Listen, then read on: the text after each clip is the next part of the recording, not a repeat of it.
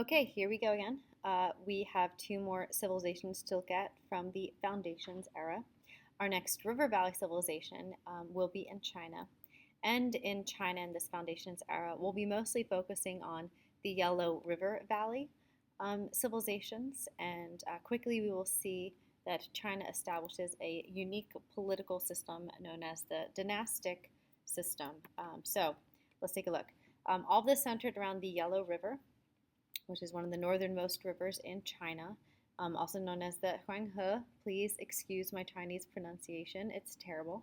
But we will refer to it as the Yellow River. And the Yellow River is gigantic, and it's extremely important because it is very fertile. It is called the Yellow River because of the fertile loess that is yellowish in color and gives the water and all the land surrounding the Yellow River a yellowish color to it. And as I said, it's extremely fertile, so it's going to be able to support those really productive crops that we discussed before in class. You know, rice, notably, various cereal grains, and soy and various other things like that. And that in one way is super good. But the problem with the Yellow River is its other nickname, the River of Sorrows, comes about because of its highly destructive powers. The Yellow River floods like crazy. It still does, as seen as a screen capture in Chinese communist television, showing a recent likelihood of the Yellow River overflowing. This is from a flood in the late 1800s, and these are examples of recent flooding in the Yellow River. So very powerful river. There's been many projects throughout the year to dam and control this river. And while that is, lessened the destructive powers of the Yellow River, throughout history, countless people and communities have been destroyed by the Yellow River and its forceful waters. In this crazy picture, the Yellow River flooded so badly that it just burst right through this dam, and so we have this site right here, and these people getting way too close to it. But extremely dangerous river. And I mention this because the history of dealing with the Yellow River sets a precedence that, um, you know, creates the political structure of China for like thousands of years, literally, about almost 4,000 years if we really think about it. And this goes back to the story of the great Emperor Yu of the Xia Dynasty. So I have a question mark next to the Xia Dynasty because there's great dispute whether or not we can truly call this a dynasty, if it was really, they're really centralized in power. Did everyone truly submit to this family that is ruling along the Yellow River, or was it more, isolated than that? So we're not really concerned about that, but the story of Emperor Yu is important to us. So the great Emperor Yu, shown here in a later Han Dynasty illustration, was known for having organized many public works projects to dredge the Yellow River, to dam it, to create irrigation channels, right, to use it productively and also lessen the force of the river itself. And it said that, during his reign, not only did he successfully do these projects to lessen the impact of the Yellow River, but that he showed true care and compassion for the public, for the peasants and the workers. There are stories that he, slept in the same camps that they did, that he worked alongside them, that he left his, newborn children and his, newly, married wife in order to work with the peasants because he really cared about him. So this is important because, first off, it was, Emperor Yu and his family that were able to control the Yellow River, to show that organization, that power, that foresight to control that. And so it started this precedent that, I have it here quoted, he who controls the river controls China. And at this moment, absolutely, he who controls the river was going to control the people. He earned their allegiance. The need may change throughout China, but the person who serves the public is the one who's going to be able to control China. So, in that way, he sets a precedence. But also his compassion for the peasants, serving the peasants. This is important, as we'll see.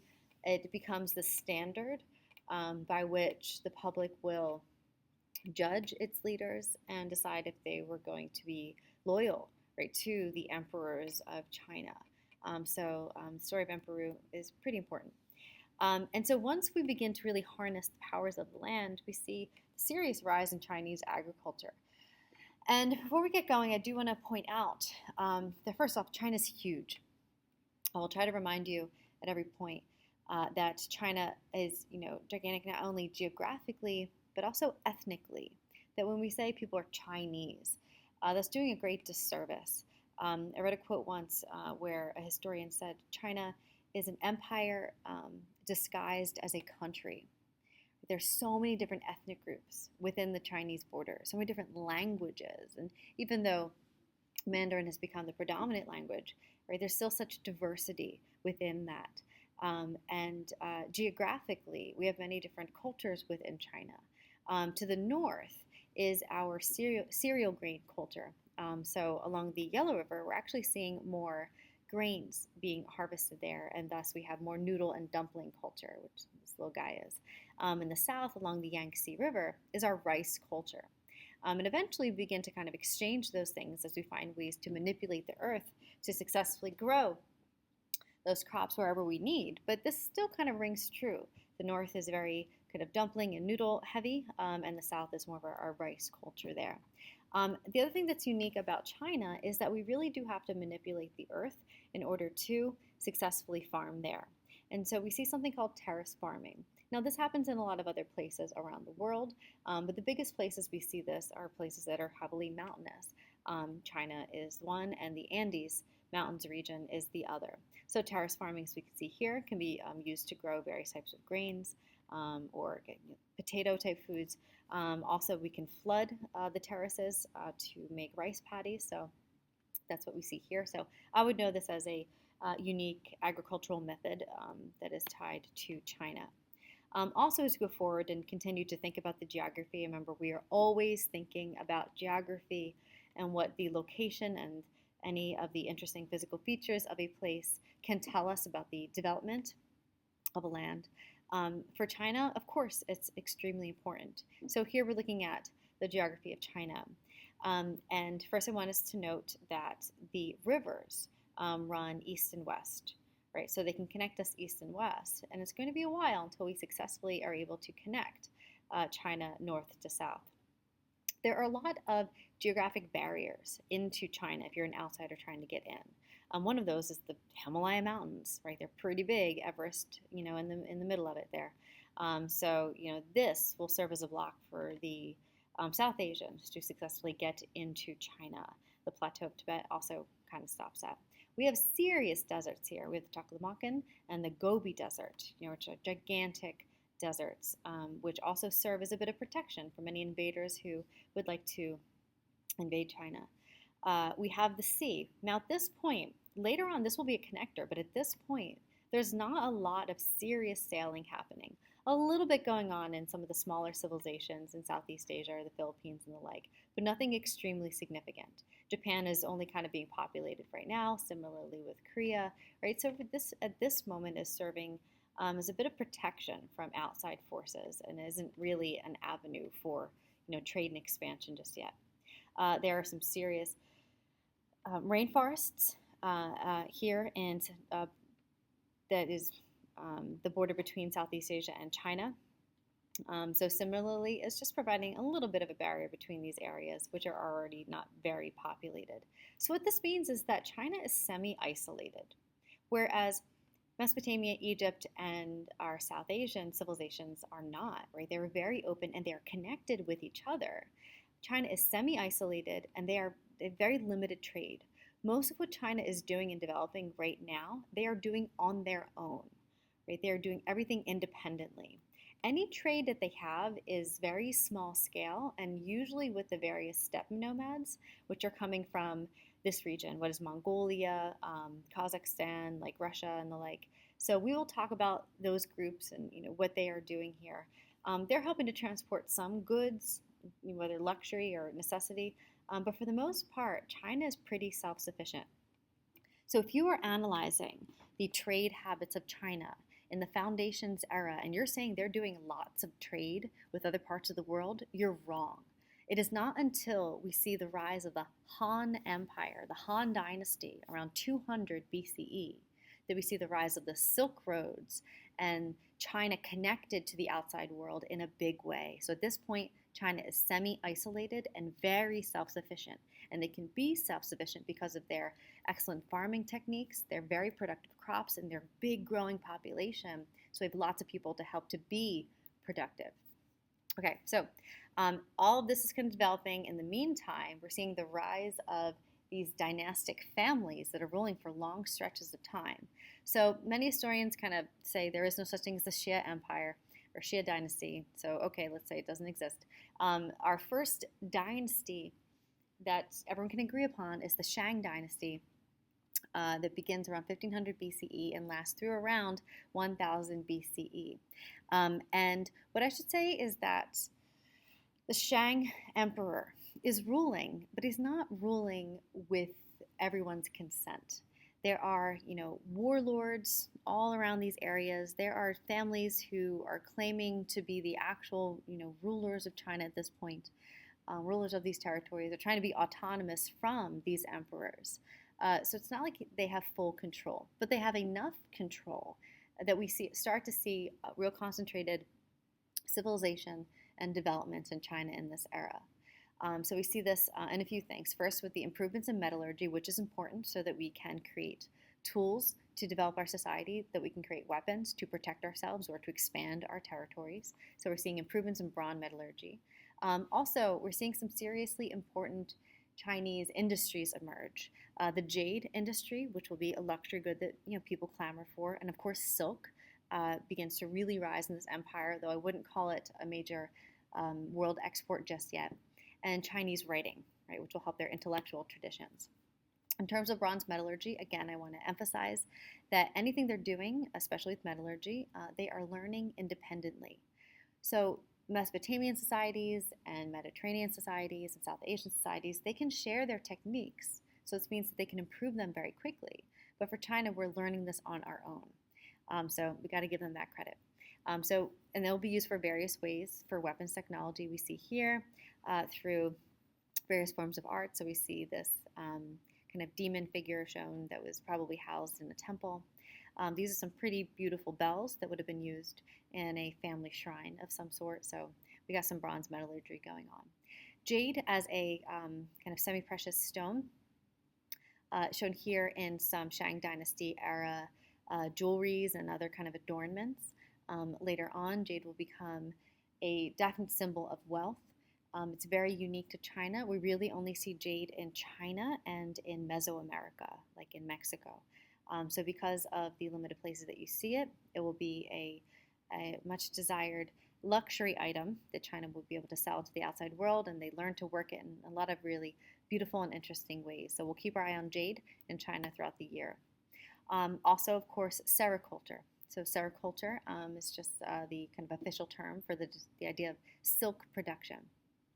And silk is very unique to China because of the presence of the silkworm. So here we have an image of silk workers that are boiling the pupa of the silkworms to extract the silk from them and then to take them and weave it so that they can make various garments or whatever else out of the silk.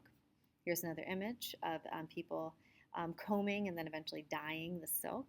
If you noticed in both of those images, it's women, right, who are doing this. And so, as we mentioned in some of our previous videos, women and textiles usually goes hand in hand. In the case for China, this is very important because remember, when we're thinking about gender studies, we don't want to always just think about who is the female leader if there's one random one.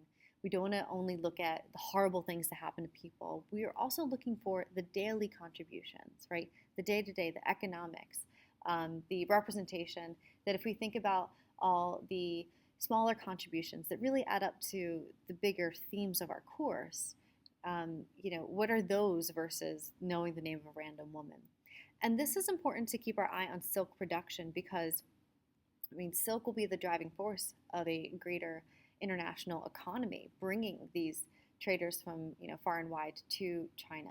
And it's women who are producing this. At some point, it's legislated that only women are allowed to, touch the silkworms and take care of the silkworms and process them. They believe they just had finer fingers for it, and they could keep the secrets of it better.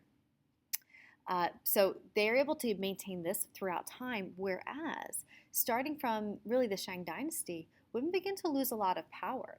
In the, from about 2000 BCE to about 1000 BCE, China was still generally matrilineal, meaning you traced your family name via your mother. You inherited via your mother's side. But in the Shang Dynasty, it becomes far more patriarchal, and women lose their roles in public life. And, of course, I say, oh, don't look for female leaders, but here's one, because they do exist.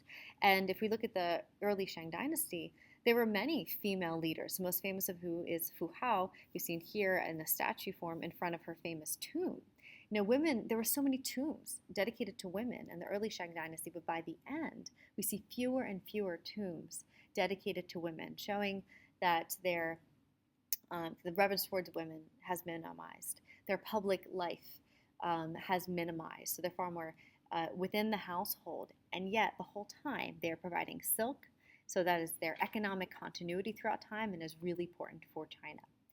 Other developments in the Shang Dynasty are, of course, the oracle bones. And the oracle bones is the first form of writing that we see in China.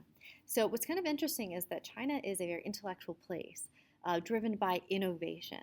And yet the first form of writing is mystical, is religious in nature. So what they would do is take these tortoise shells and other types of shells and etch these pictographs, which of course represent certain ideas and words, etch them into the shell, bake them over a fire, and either drop them to crack them or bake them so long that they crack on their own. And then fortune tellers or priests would read the cracks along the shell and along the words to read the fortune of the person who is asking for it, or usually it would also be used to aid a general to know if he's making the right choice to go into battle, or to advise, a king or the emperor or a lower level official of sorts. So it's used for divination. But this is the foundation for Chinese character writing. So if we look at the evolution of Chinese character writing, which is the foundation for most East Asian writing systems, we can see sometimes it maintained some of its form. So for example, mountain, we see here, on the oracle bones look like this, and the evolution didn't take it very far. Others, go very far. No, I think pick almost any other one, like ear, which I guess kind of looks like an ear, eventually totally changes. But there's some continuity. But the important point is that we don't shift so far from it to create an alphabet, right? We stay with this character-based writing system. And China is unique in that most other character-based writing systems make writing so elite that few people ever learn. But China has a very high rate of literacy, at least compared to some other ones. It's still not super high, and we'll look at the evolution of that. But a lot of people are reading and writing. There's a great value on literacy in China, and they don't adopt any phonetic system. There you have that. And also looking through the Shang and the next dynasty, the Zhou Dynasty, we see that China has some pretty unique religious practices. At this point in their history, they don't develop any central religion. There are local gods that people believe in from kind of village to village or family to family, but there's no central religion, and there's no priestly class, and that's very unique. Almost every other society that we study has priests, but there's no real priestly class in China. And so what we'll see when we study China and engage in some of these historians, many view China as a more secular or non-religious society as compared to our other societies. The one big religious practice that we do see in China at this point, and that also continues really to the modern day, is the practice of the veneration of ancestors.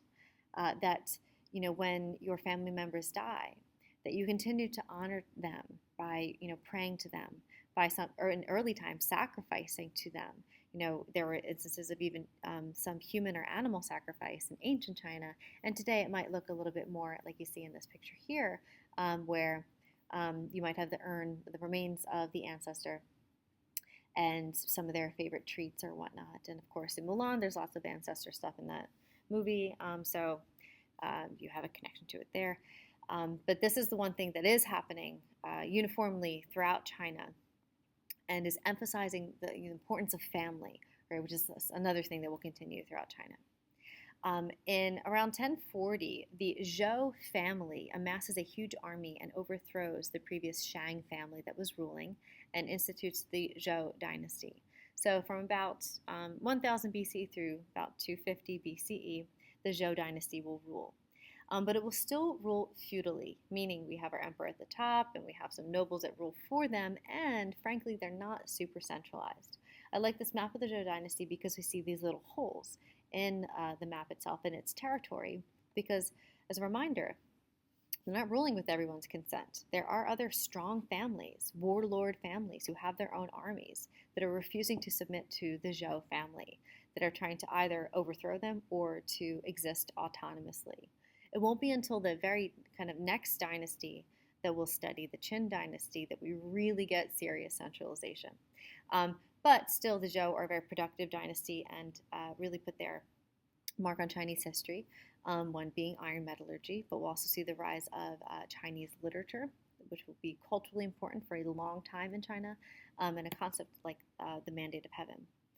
So Zhou dynasty literature, I'm taking a little more time to introduce this and not just say, oh, they wrote books, but what was written in this time period is super important because it will serve as the foundation for many Confucian beliefs, which we will go over, and eventually for the university systems that define Chinese politics after or beginning at the Han Dynasty and going almost to the modern day.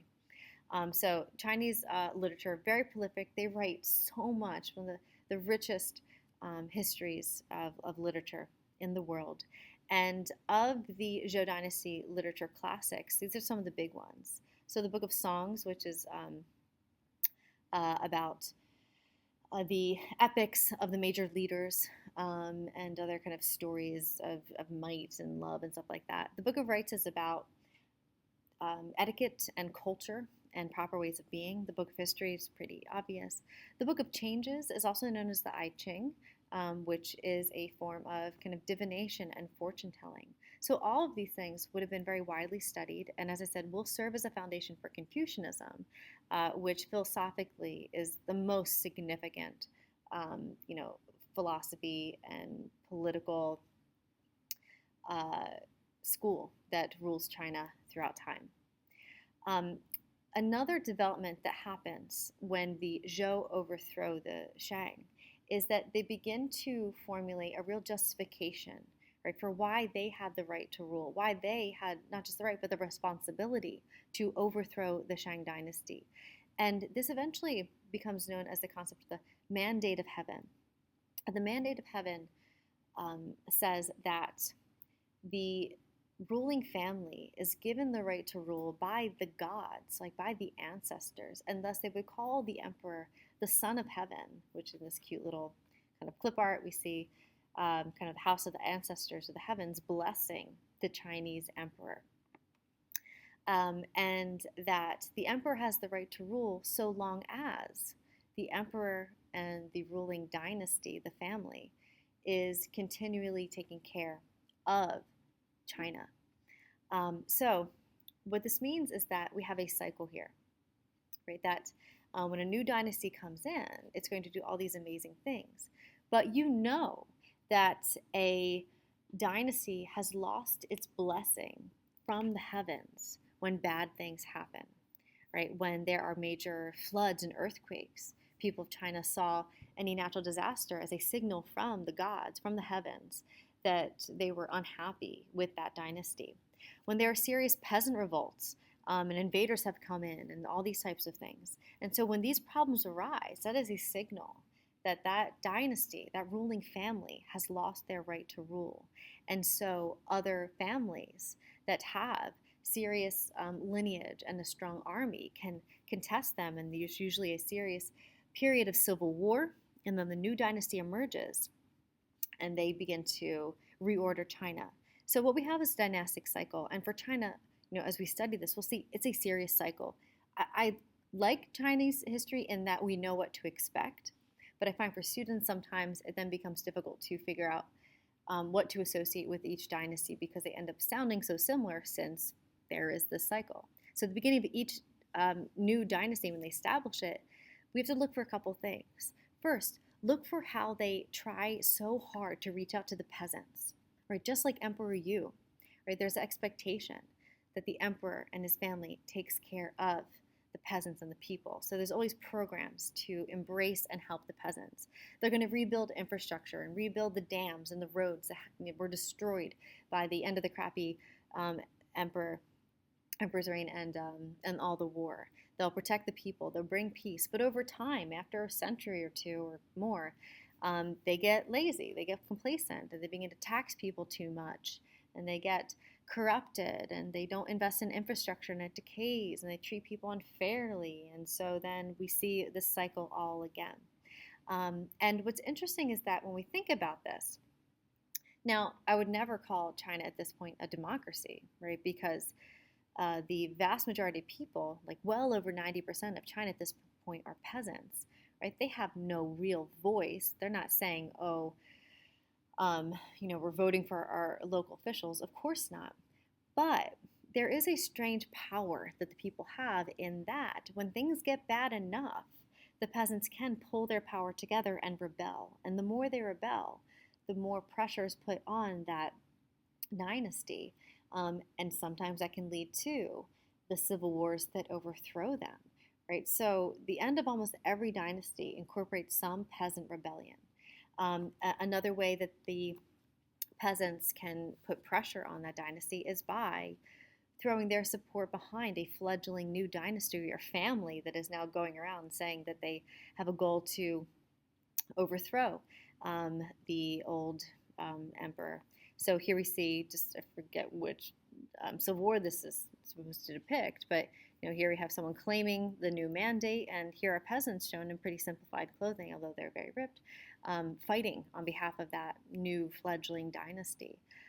So we're always looking for the power of the peasants because, as we will see, peasants smash, right? Once they get pissed, it's over, right? So you must respect the peasants in China. All right, so we will leave that there and transition into the classical period with China later.